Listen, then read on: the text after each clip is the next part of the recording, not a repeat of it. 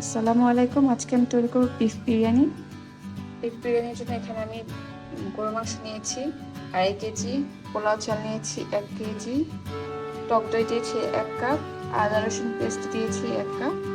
এখানে আমি গরম মশলা নিয়েছি এলাচ, দারচিনি, তেজপাতা, কালো এলাচ হচ্ছে একটা, আলু বোখরা নিয়েছি 5-6টা, এখানে কাঁচামরিচ আছে 7-8টা, এখানে হচ্ছে আমি পেঁয়াজ কুচি নিয়েছি, বিরিয়ানির জন্য বিরিয়ানি মশলা নিয়েছি 2টা, আর তেল লবণ পরিমাণ মতো দিতে পারেন।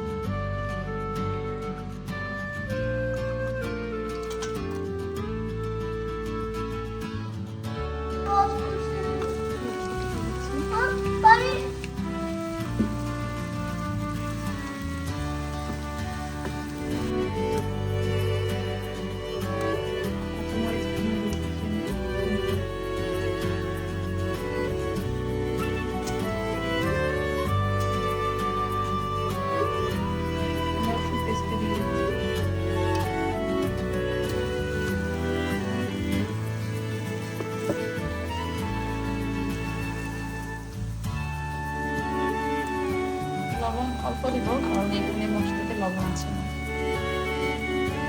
গরু মাংসটা দিয়ে দিচ্ছি।